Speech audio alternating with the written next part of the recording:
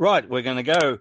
My name's Allan Mathews, and welcome to the Vic Metro Super Rules hobcast of the Northern Football Show, and hopefully everyone listens to it, and we can get some results and ladders and whatever going along. So that'll be roughly the format of what we're doing. It'll be the history of Super Rules, my career, and then we'll go through the first round of the season for 2026. Okay, the history at the moment, it started in Nil, in a country town called Nil, by John Hamer in the early 80s. And it was mainly because that he felt and whatever, when some of the blokes were getting older in reserves or whatever, and they were getting pushed out of the team by the younger blokes. And he had an idea of starting up a game or a competition of over 35s competition, which is initially went to Super Rules. Did eventually, when the AFL got on board and all that, it changed to the Masters Super Rules. So that's what it is at the moment. So we're going right through there at the present stage of that. A lot of it's to do that some of these blokes who may have had 6 or 7 years out of football, then come back to enjoy, plus all so they've had a small family, and their kids want to see their dad play football. So this is the opportunity for lots of people in the area in the whole Australia, because there's over 250 competitions in Australia national-wise. And as a Super Rules point of view, they have carnivals every year going to different states where you can play for your state, Victoria, or other states whenever. So if they're given the opportunity, that was started in 1983 when the carnivals started off. So if they wish to wear your big V and go out there and represent your state, this is one way that a lot of blokes will never get the opportunity otherwise, but they can play football for in the Super Rules game. They're also the pity that the dads they can play once a week, train once a week. And then they play every fortnight, which is the Super Rules. The competition nowadays is they play every fortnight, and the competition nowadays are running the 35 age group, 45 age group, 50 age group, 55 age group, and they started up this year a 60 age groups in men's and women's. The women's are only at the 35, 40 age groups at the present stage, but we have got men's and women's competition in each state and also in the national carnivals as they go along. So actually that's a rough history of the Super Rules in there at the present stage. My history, and probably a lot of people say, who the bloody hell is this idiot trying to tell us what's going on over in football and things like that. As I said, my name is Allan Mathews. I have got a bit of a nickname that's been carried over the career, what they call Tapper. So if you hear that around, you'll know what exactly that it is. Okay, I'll start off with my junior football. Junior football started off with North Reservoir in the Reservoir area. I was fortunate enough to have a ruckman called Lenny Thompson, who went on to win the Brownlow medal, as you know, as a ruckman. And so it made it a little bit easier when you got a 6'5" kid, even though he was skinny as a rake, knocking the ball to me or whatever. Then I went on to play, once I got to an age to do so, play under 19s in the Fitzroy for a couple of years. And then I was invited to play with Preston in the VFA with Alan Joyce coaching. And we in Preston, we then in the mid-60s, we won 2 premierships, 68 and 69. So, and then I went over to Brunswick, also in the VFA, where I played with Wayne Schimmelbusch and Keithy Gregg before they went to North Melbourne in the AFL. And that was a good experience from the point of view in the VFA football. VFA football then was very strong. They used to have televised games, which each ground used to have something up to 20,000 supporters around following in the VFA until the, unfortunately, demise of that because the AFL went interstate. So unfortunately, now I think it's called the VFL point of view.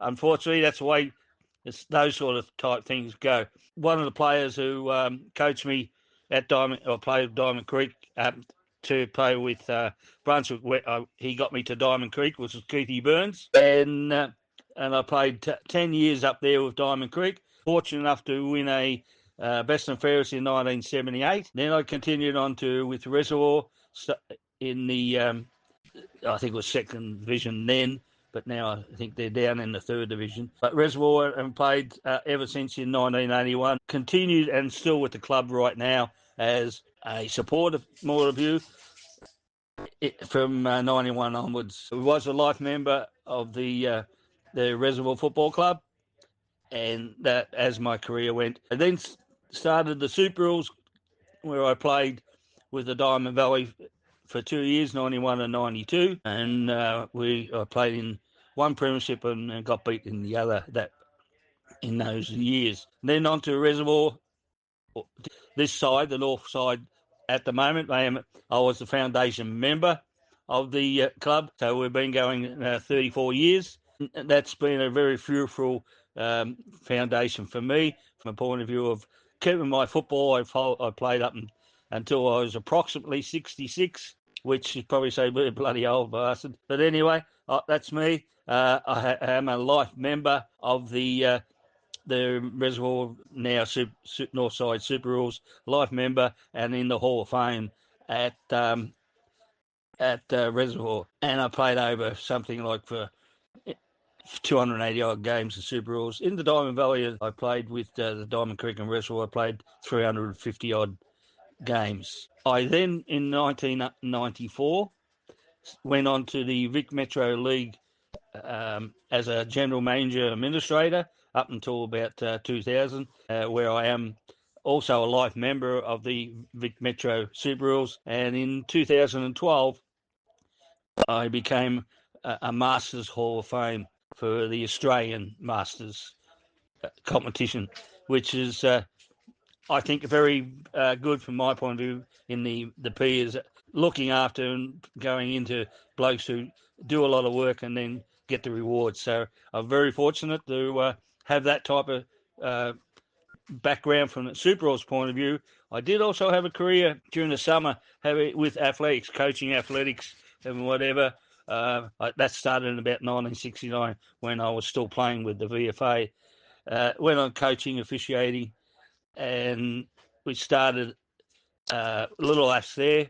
Went officials as well, and fortunate enough to be selected to be an official at the 2000 Olympic and Paralympic Games, which was one of the highlights of my career, where you're phenomenal point of view that you just can't believe the atmosphere, what an Olympic Games does if you're inside on the track, and it was fantastic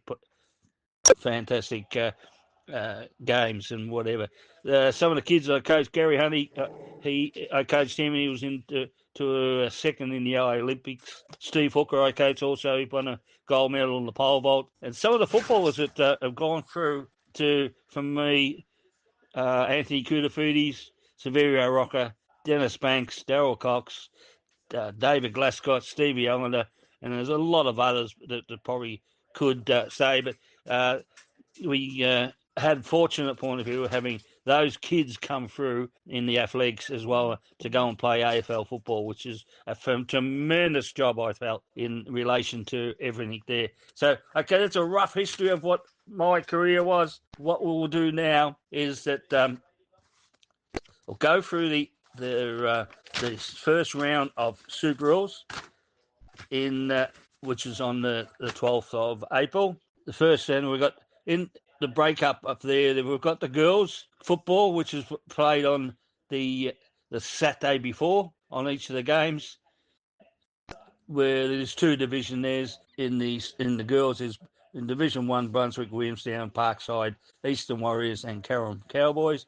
Division 2, Carrum Cowboys, Peninsula, Wyndham, Darebin, Northside and Brunswick. There's the two sides that are playing in the girls competition this year. Now we'll go into the men's. Now there's three divisions in the men's. I'll go through Division 1 first off. The teams that are playing there Greenvale and Marcelin, and they'll be playing at the Green Valley Reserve at 2:45. Ascot Vale and Craigieburn will be playing at 2:45 on the Walter Reserve.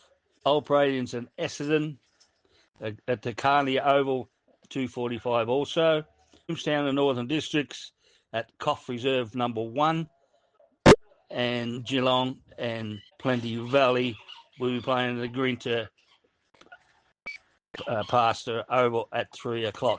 That's Division 1 teams and roughly the grounds that they're playing at. Division 2 is Brunswick Western States, and they're playing at McAllister Oval at 2:45. Wilsey and Wyndham, they're playing at the Willisley Showgrounds at 2:45. Hillside and Newport are playing at Hillside Reserves at 2:45.